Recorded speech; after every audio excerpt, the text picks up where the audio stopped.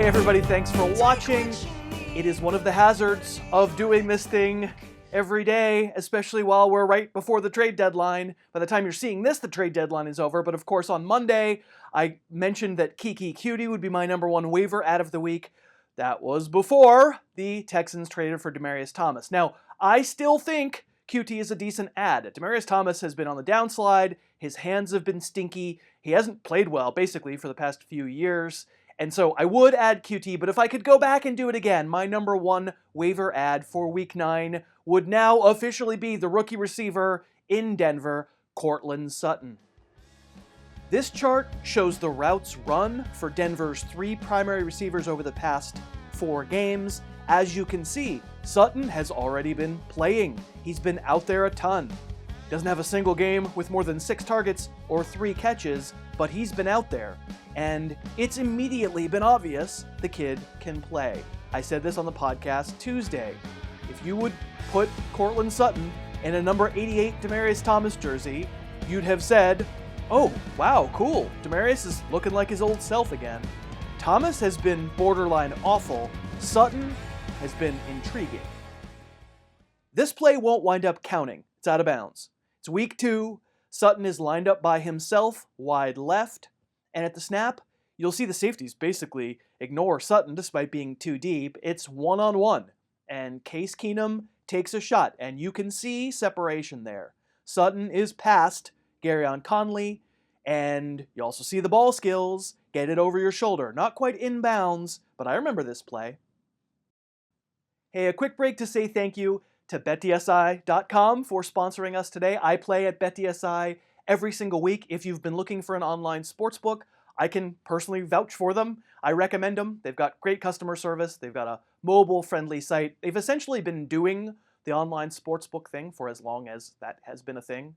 I think it's almost 20 years that they've been in business, and you don't stay in that business if you don't treat your customers well. If you've been looking for a place to play the games, go to betdsi.com and use our promo code HarrisTube, and they will match your deposit up to $500. Once again, thanks to BetDSI for sponsoring.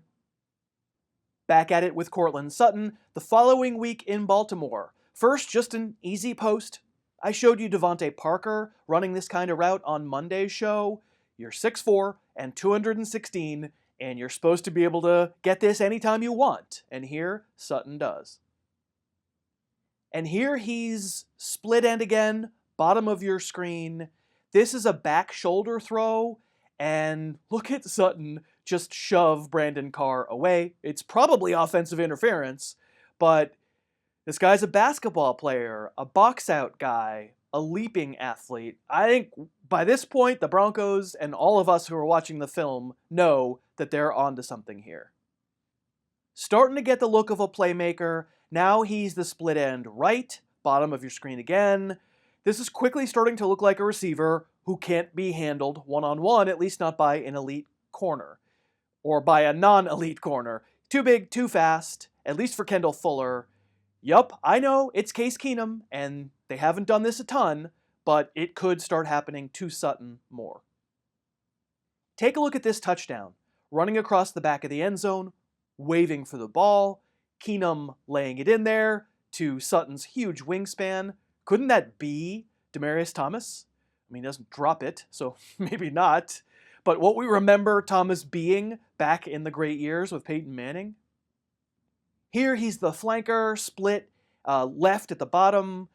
I'm just going week by week through the film and finding a pop play. This one, the safety is paying attention. Just a long way for him to go and catch up. And in the meantime, I remember raving about this play on the podcast. Just savvy and ball skills and kind of flinging aside the defender to make a play. And just this past week, flanker again, bottom of your screen again. Same defense, single high safety, same play. Courtland run down the field real fast, and look at him high point the ball there. I mean, this highlight reel I've been showing is only a play per week, but when he can do this stuff, pretty obvious why the Broncos felt they no longer needed Demaryius Thomas. So if I could redo my waiver list right now, Sutton would be at the top, there's no question. And you might legitimately ask yourself, can Case Keenum be the quarterback for 2 top 24 wide receivers, because Emmanuel Sanders is still there. And to that, I'll say it's a legit question. But Keenum just did it last year with Thielen and Diggs. In fact, they were higher than top 24. I can't promise you anything with Sutton. I can't promise you that he's going to do better than Sanders, because frankly, Sanders is a lot more polished, a lot more varied in his game, and Sanders' usage probably will spike as well.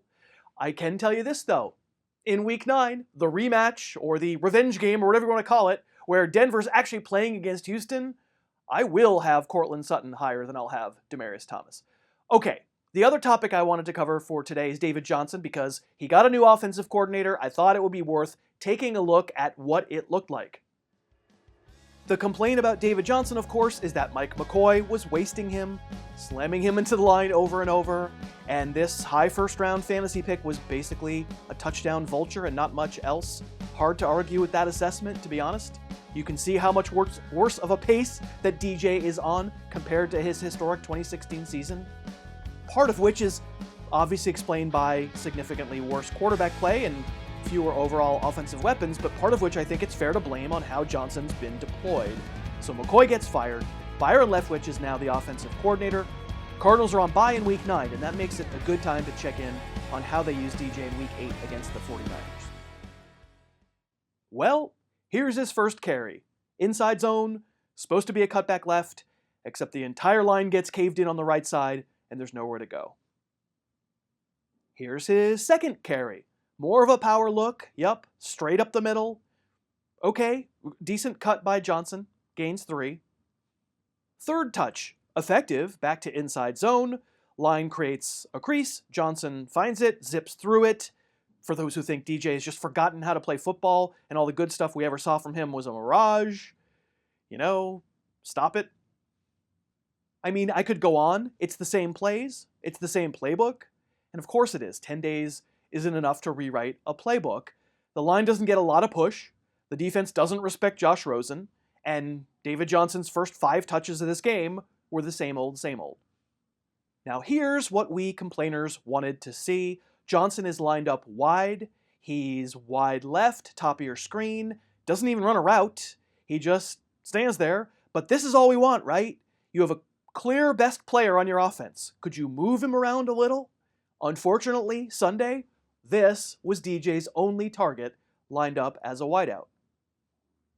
And I'll go back a week. It's not like Mike McCoy wasn't tossing in a couple plays here and there. From his last game as coordinator, you can see Johnson motion out of the backfield, and at the snap, turn it upfield and into the flat, some blocking in front of him.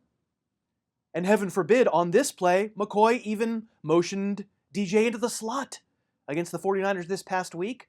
Leftwich didn't line up Johnson even once in the slot, not one single time. Now, going back to this past weekend, we did get a pair of identical delayed screens. Effective, because Johnson's an effective player, you want him to have room to look around, to accelerate. Same play, other side. You wouldn't say Johnson's doing anything amazing here. He's capable of a lot, but this is something. Unfortunately, I just showed you every vaguely creative thing Leftwich did with Johnson on Sunday.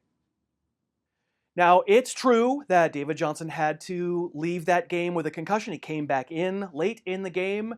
It's also true that he got 100 scrimmage yards, and we're not exactly sneezing at that, but by the same token, he had 70 scrimmage yards in the game that got Mike McCoy fired. I don't think the problem has been this notion that he doesn't have a safe floor. He has a pretty safe floor. We drafted him for all sorts of ceiling, and so far we just haven't seen it. But I'd like to refresh you.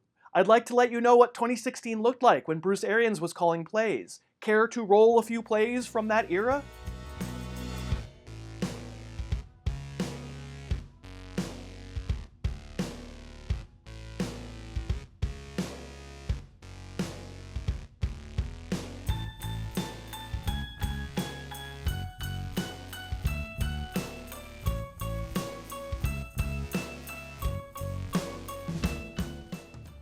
I still say he's capable. It's clearly harder when you don't have the veteran quarterback, when it's a rookie, and when you don't have as much skill talent around you as you did a couple of years ago. My only point here is that there wasn't much of a change in deployment this past week against the 49ers, and to say that they changed coordinators, that instantly means everything's fixed, It's clearly not true. We will see how they look coming out of that Week 9 bye. Thanks so much for watching. Please, please, please smash that like button, write a comment, tell us who else you'd like to see us review film on, and of course, best of all, please subscribe to our channel and then click that little bell above the subscribe button and you'll be notified whenever we post a new video.